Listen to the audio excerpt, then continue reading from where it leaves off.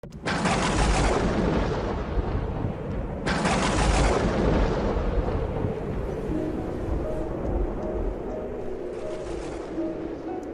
fut accompli le temps prescrit par la loi de Moïse pour la purification, les parents de Jésus l'amenèrent à Jérusalem pour le présenter au Seigneur selon ce qui est écrit dans la loi. Tout premier-né de sexe masculin sera consacré au Seigneur. Ils venaient aussi offrir le sacrifice prescrit par la loi du Seigneur, un couple de tourterelles ou 2 petites colombes. Or, il y avait à Jérusalem un homme appelé Siméon. C'était un homme juste et religieux qui attendait la consolation d'Israël, et l'Esprit Saint était sur lui. Il avait reçu de l'Esprit Saint l'annonce qu'il ne verrait pas la mort avant d'avoir vu le Christ, le Messie du Seigneur. Sous l'action de l'Esprit, Siméon vint au temple.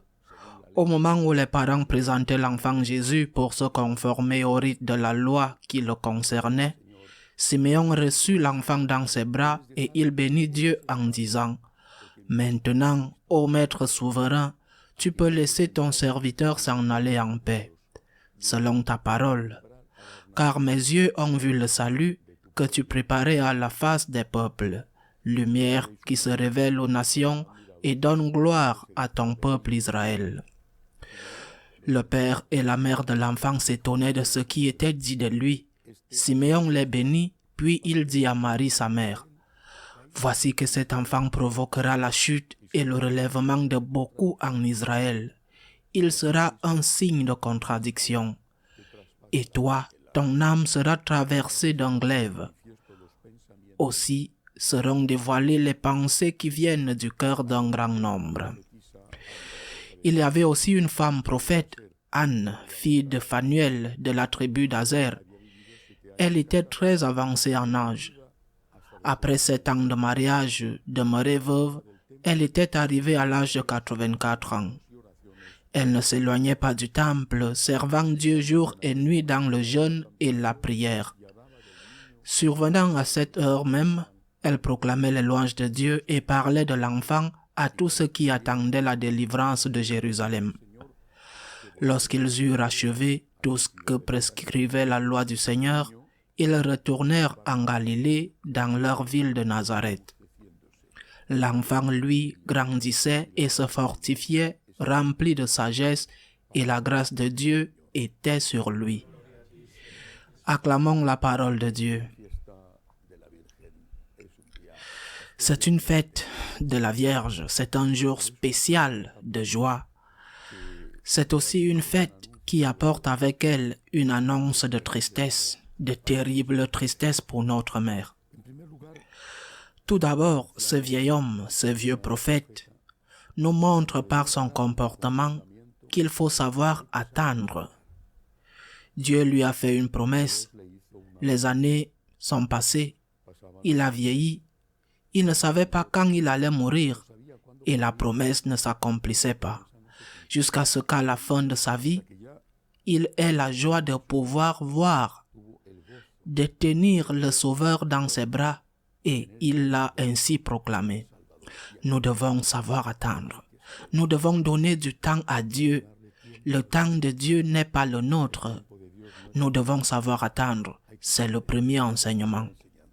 Le second est que Jésus est proclamé comme le Sauveur par un sage saint d'Israël et aussi par cette femme, Anne. Mais Siméon, lorsqu'il fait cette proclamation, dit non seulement que Jésus est le Sauveur, mais qu'il est aussi la lumière. Jésus est proclamé comme Sauveur et comme lumière.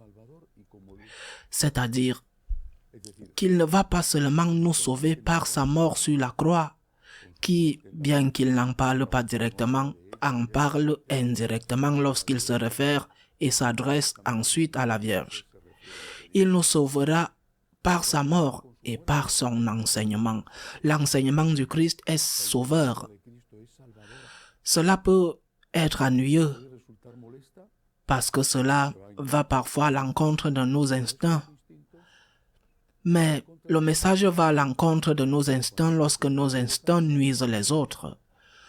C'est-à-dire, il est toujours sauveur.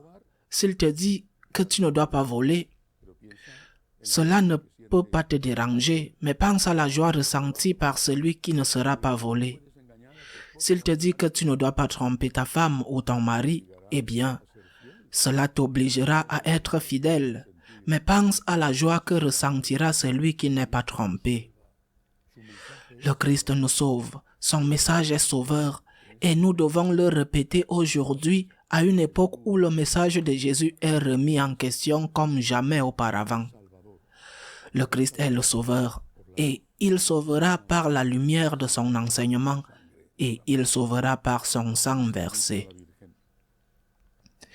Et puis l'ancien Siméon se tourne vers la Vierge, mais il lui dit d'abord que Jésus va être un signe de contradiction et qu'il va mettre à nu ce qu'il y a à l'intérieur des cœurs. Comment Jésus va-t-il faire cela? Comment le fait-il? Si tu n'aimes pas Dieu dans ton cœur, même si tu vas à la messe, même si tu fais beaucoup de dévotions, si tu n'aimes pas Dieu, la réalité de la vie permise par Dieu exposera ce qui se trouve dans ton cœur. En d'autres termes, si tu n'aimes pas Dieu et que tu ne t'approches pas de lui, tu ne t'approches de lui que par intérêt personnel, la réalité de la vie révélera que tu es un égoïste et que tu n'étais pas avec Dieu. Tu étais avec lui que par intérêt personnel.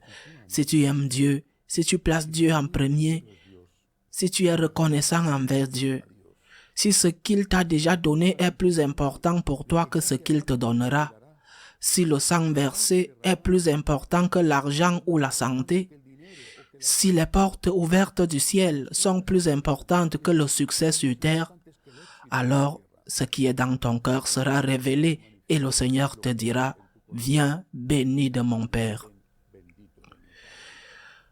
Combien de fois j'entends, je lis des messages de gens qui se plaignent de Dieu, même avec des plaintes absurdes. Une dame m'écrit que son mari l'a trompée et que c'est la faute de Dieu. La faute sera de son mari, pas de Dieu. Oui, mais Dieu l'a permis. Dieu nous a rendus libres. Peut-être que cette dame n'a réalisé que nous sommes libres. En fin de compte, certaines personnes mettent leurs propres péchés ou les péchés des autres sur le compte de Dieu. Si tu es avec Dieu, dans les bons comme dans les mauvais moments, tu montres que tu t'intéresses vraiment à Dieu et que tu n'es pas avec lui uniquement pour ce que tu peux obtenir de lui. Ensuite, une chose formidable. Toi, une épée te transpercera le cœur. Je ne sais pas si toutes les mères souffrent toujours pour leurs enfants, mais beaucoup, oui. Certainement pas toutes ou presque pas, comme la Vierge a souffert. Voir son fils mourir, le voir torturé, voir l'agneau innocent mené à l'abattoir, c'était l'épée de la douleur. Elle en avait d'autres avant, la fuite vers l'Égypte, en plus de la peur pendant tant de moments de sa vie, la peur qu'il lui arrive quelque chose, la séparation relative de la vie publique, mais surtout le grand coup, la mort sur la croix. Comment Marie l'a-t-elle accepté? Parce que c'était une douche froide, un jour de fête. Comment la Vierge l'a-t-elle vécu? Comment l'a-t-elle accepté?